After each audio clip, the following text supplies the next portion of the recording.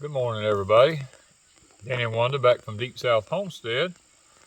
We are picking our Cherokee yellow wax beans this morning.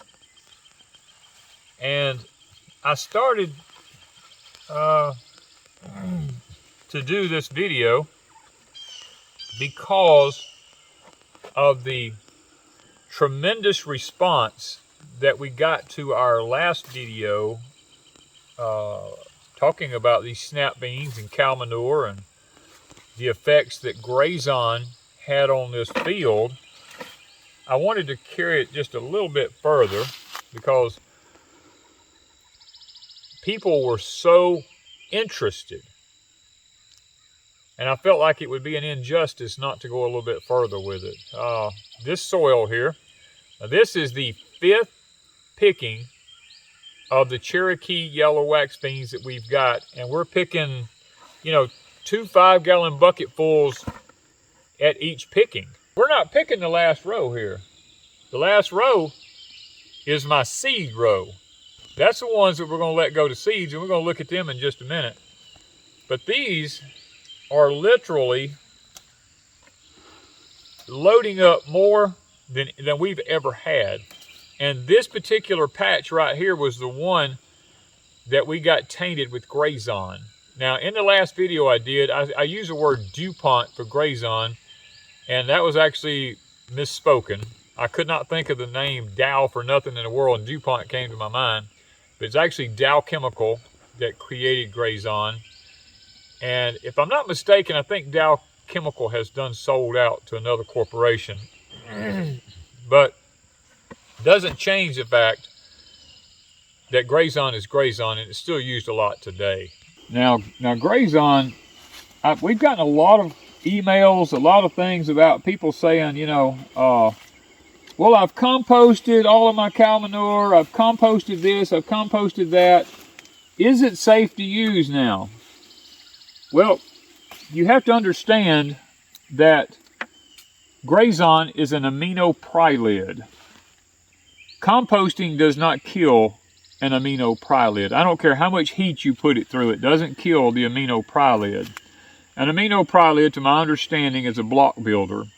It builds the cell structures of the plant. In other words, when you spray an aminopyralid out, broadleaf stuff like this, it grows so fast that the plant grows so large its root structure can't support it, and it kills it.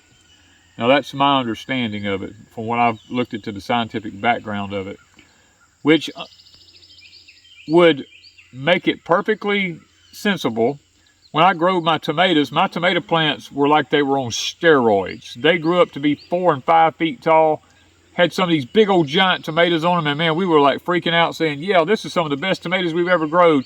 And then overnight, the leaves started curling up on them, and the plants just started wilting down, and they all died. And that's when we first knew something was wrong. So people have asked about black cow in the video. I mentioned we had bad luck with black cow. Now there's lots of people out there that have fantastic luck with black cow. Friends of ours, Hollis and Nancy, have used it for years and years and years and years and never had no problems. I bought 1 bag of it here in town and brought it home and put it in a pot, and it killed everything I put in that pot. Now, I actually did 2 or 3 pots, and it killed everything in every one of them. Now, was that an isolated event? I don't know. I always tell people, if you're not sure about what you have to plant or to put in your garden, and you just have a small garden, and you cannot afford to waste your garden spot for 3 to 4 years, because that's what it takes to get an aminopyralid out, then test it in a container. Plant these beans like this. Beans are probably the most susceptible to the aminopyralids of anything out there. They tend to show the first results, and I mean, you look at that. Those are beautiful Cherokee yellow wax beans there. I mean, literally really big. Now this one's gone a little far for what we like because it's got seeds in it, but nevertheless we'll still use it. But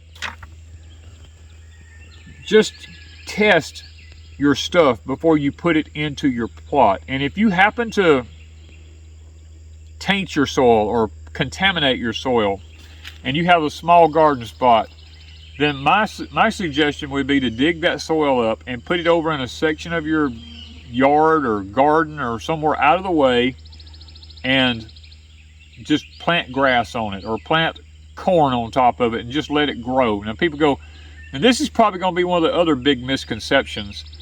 People say, well, sunflowers are used to clean up chemical spills and like Chernobyl, and they go on to name all these different plants that are used. Those are broadleaf plants. They will not take aminoprylids out of the soil. You have got to have a monocot, something that's in the grass family, to be able to pull that out of the soil. At this particular place right here, I dug a lot of the dirt out of here, took it and put it on the back of the pond dam where I knew that I didn't want any weeds at, and didn't want nothing but grass, which once the grass has grown over it for a couple of years, it pulls all of it out and it's perfectly okay then. And then I took the dirt that the track co dug when he was building our ponds out of the bottom of it, that black rich dirt, and brought it up here and put it all in my gardens up here. I turned it in, and then I planted broadleaf mustard in the winter. Now the stronger the mustard, the better. I let it stay here all winter. In the spring, I took my lawnmower and mowed it off and chopped it up in little bitty pieces, and I took a turn plow and turned it under, and I let it set for 2 weeks. That killed off any root knot nematodes or anything like that in it, and then I came in and limed it behind it. And guys, I'm telling you, this is the product of what we getting for having remediated our soil in that way. Now, we're in a little bit of a drought right now. These beans are needing some water. This is the 5th time we've picked them. We don't get this many times out of them. It's been extremely cool in the mornings, which has helped these a lot because they like cool weather. But guys, I'm telling you, I'm amazed and I'm blown away. I mean, look at how beautiful. Let me pull these off here. I mean, just look at how beautiful these beans are. Look at that. We have never, ever grown any kind of beans here like this beautiful in this particular plot right here. This is unprecedented for here. I want to answer another question right quick that was brought out a couple of times in the videos, and that is, what's wrong with your beans? The color's not good on them. Guys, these are yellow wax beans. They are not going to be a dark green color like say the Blue Lakes or the Contenders or anything like that, because this yellow characteristic trait in them comes out in the leaves also. The leaves have a light greenish yellow tint to them. It's not that they're lacking in anything. It's just that except water. It probably except water right now. And this is another thing we do. I want to show y'all another thing we do. While we're picking, the leaves up under the bottoms of the plants like this, you see how where they've laid on the ground and they look like this? As we're picking, we go through and we snip these off and drop them on the ground. Because if insects are going to hit, they're going to hit the weakest part of the plant first. And those old leaves like that are the weakest parts of the plant. So therefore, that's what the insects are going to hit. We've had 0 insect problems on these plants. Literally 0. We don't spray anything. We use no herbicides. We use no pesticides or anything like that. We've had absolutely no pest problem this year. Another thing I'd like to cover in this video is people ask us, how often do you water your plants? Well, up to this point, I haven't watered the first time. But because we're in a drought here, let me show you something. Look at this. See that? See the dust? We're in a drought here right now. And I'm going to water today. This will be the first time I've actually watered this. And I don't sprinkle the water on top of the plants.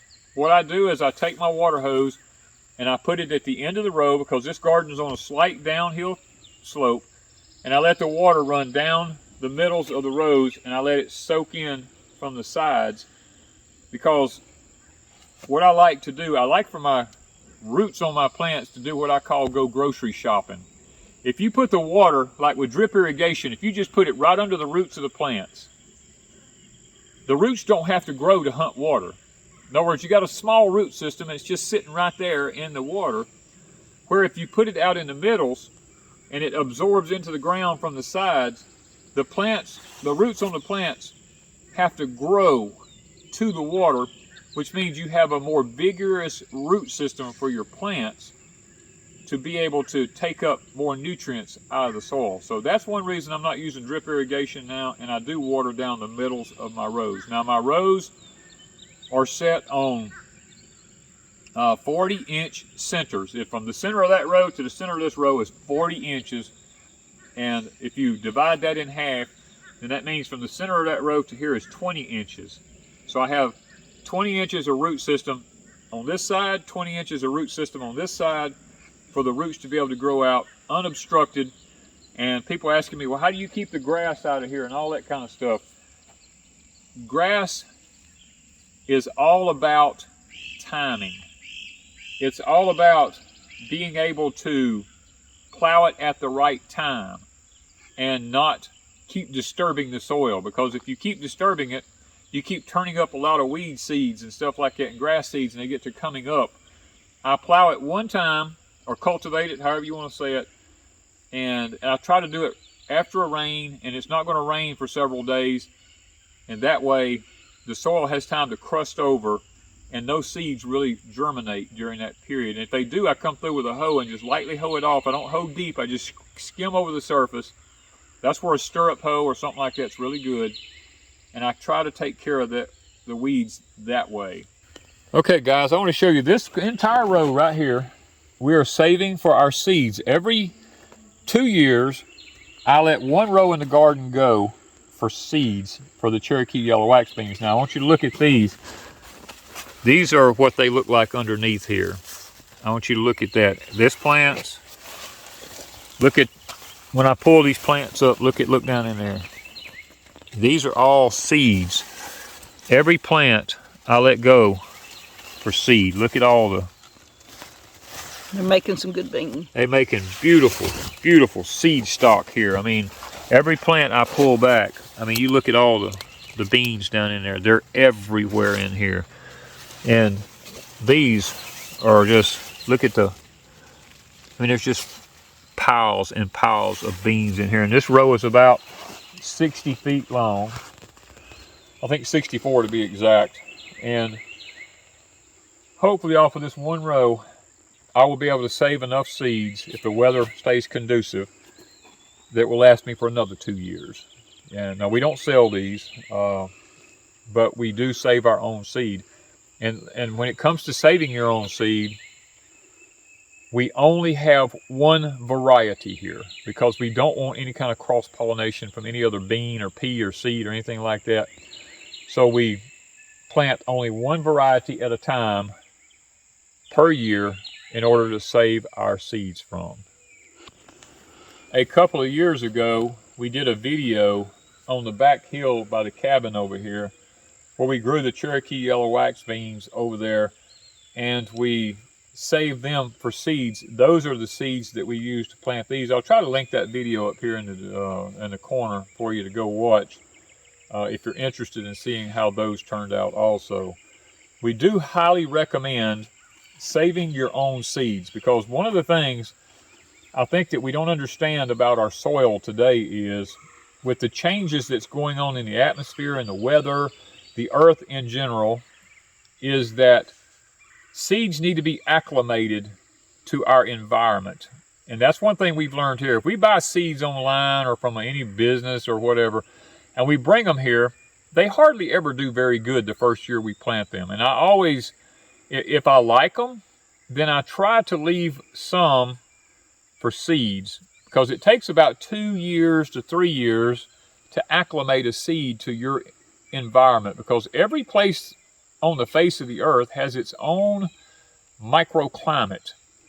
And when this particular type of soil, I can take these bean seeds right here, and I can take them over to our other property that we own at Pecan Grove, and I can plant them over there, and I may not get the same results from them that I get here. It might take me a year or two over there to acclimate them. Even though we're in the same zone, it still might take a little while to acclimate them to that particular soil type, because it's totally different soil than this. This is a sandy loam here.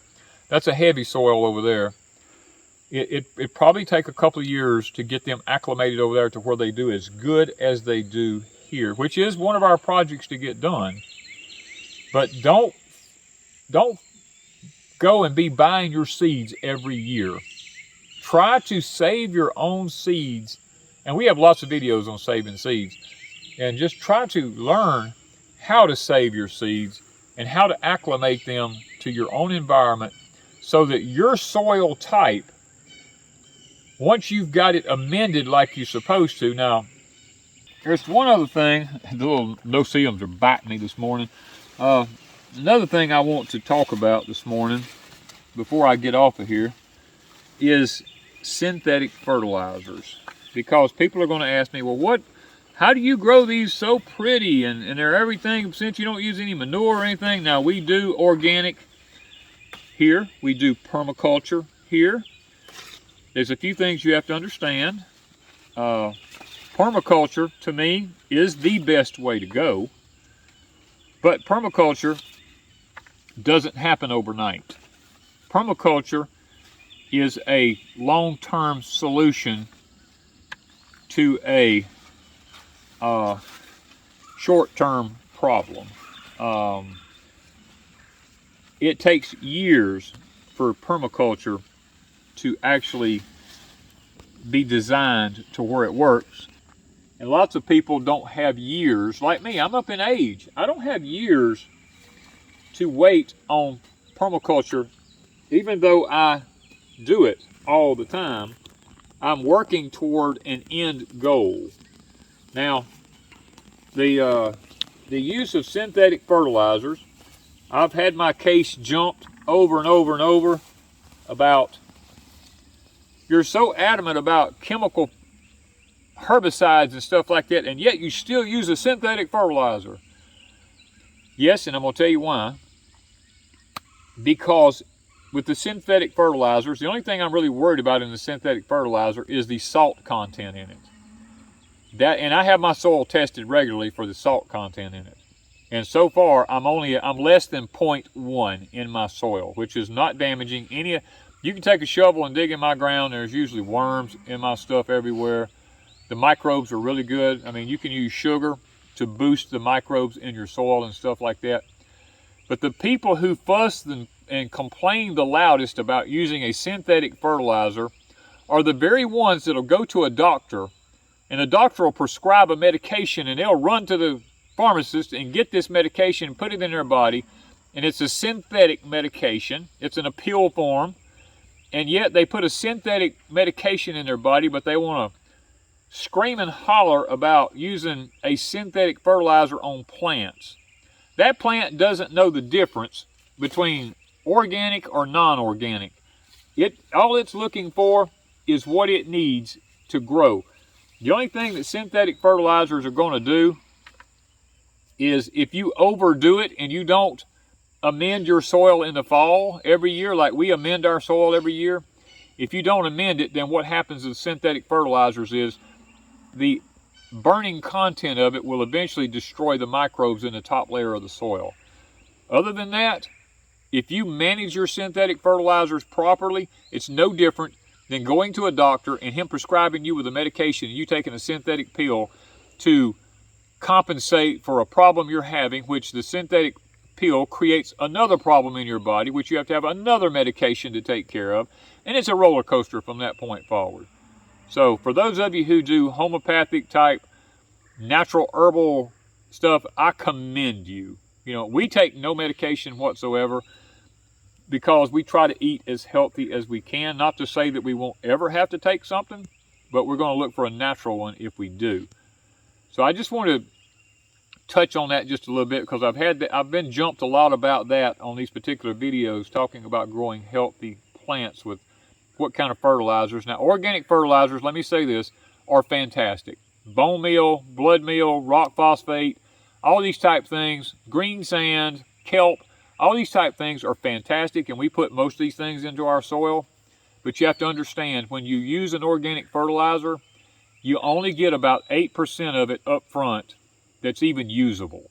It takes anywhere between 3 to 4 months for the rest of it to break down to a point where a plant can even use it.